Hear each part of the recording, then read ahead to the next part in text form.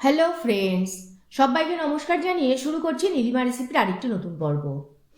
আজ আপনাদের সাথে শেয়ার করব চিংড়ি দিয়ে ওলের ডাঁটা ভাজা। খুব ছোট্ট একটা রেসিপি, কিন্তু খেতে কিন্তু লাগে অসাধারণ।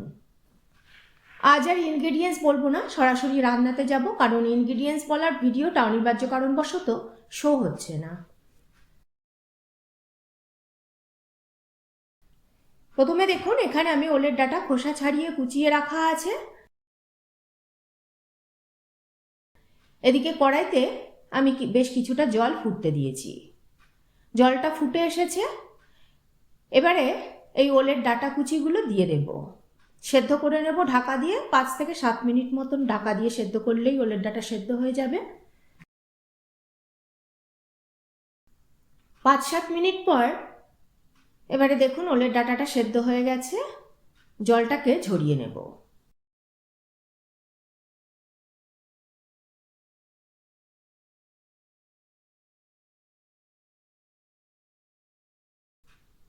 এবার কড়াইটা এদিকে ধুয়ে বসিয়ে দিয়েছি দেখুন আবার।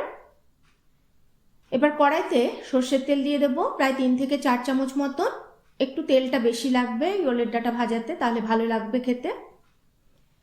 এবার তেলটা গরম করে নেব ভালো করে।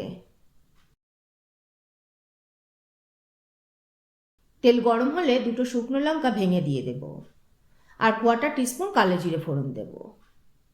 ফোড়নটা ফুটে যাওয়া পর্যন্ত আমরা অপেক্ষা করব।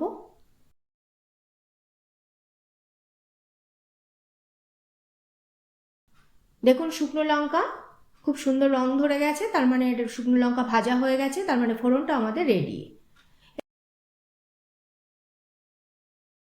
এবারের মধ্যে পেঁয়াজ কুচি আর 2টো চেরা কাঁচা লঙ্কা দিয়ে একটু হালকা করে ভেজে নেব 1 মিনিট মতন।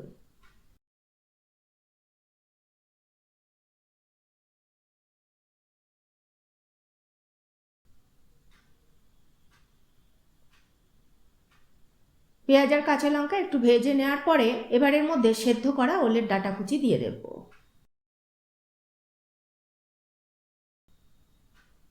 নুন, হলুদ ও সর্ষের তেল দিয়ে সাঁতলানো চিংড়ি মাছও দিয়ে দেব। এবারে ভালো করে নেড়েচেড়ে মিশিয়ে নেব।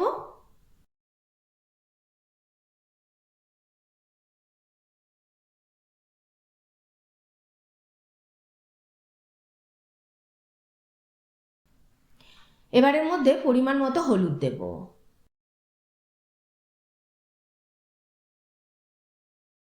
আর নুন দেব স্বাদ অনুযায়ী। এবার ভালো করে নেড়ে চেড়ে ভেজে নেব। ঢাকা দিয়ে দিয়ে ভেজে নেব যতক্ষণ না সমস্ত জল শুকিয়ে যাচ্ছে।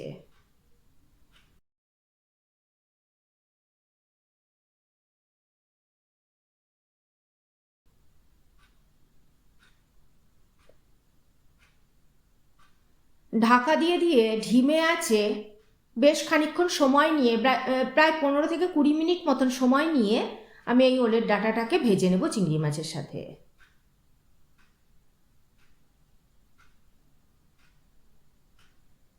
15 থেকে 20 মিনিট পরে দেখুন সমস্ত জল শুকিয়ে তেল ছেড়ে দিয়েছে। এই পর্যায়ে আমরা নামিয়ে নেব। সাদা ভাতের সাথে দুপুরবেলা এই পদটি দারুণ জমে গেছিল। আপনারাও কিন্তু অবশ্যই একবার ট্রাই করে দেখবেন। তাহলে কেমন লাগলো আমার আজকের এই রেসিপিটি কমেন্ট করে জানাবেন। ভালো লাগলে একটা লাইক করে দেবেন। আপনাদের একটা লাইক আর কমেন্টই আমাকে উৎসাহিত করবে পরবর্তী ভিডিও বানাতে। যারা নতুন দেখছেন চ্যানেলটিকে সাবস্ক্রাইব করে পাশে থাকার অনুরোধ রইল। আর পাশে থাকা বেল আইকনটা অবশ্যই প্রেস করে দেবেন, তাহলে যখনই নতুন কোনো রেসিপি শেয়ার করব নোটিফিকেশন আপনাদের কাছে পৌঁছে যাবে সবার আগে।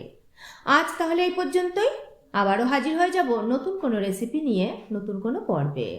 ভালো থাকবেন, সুস্থ থাকবেন সবাই। অবশ্যই লাইক, কমেন্ট আর শেয়ার করতে ভুলবেন না। নমস্কার।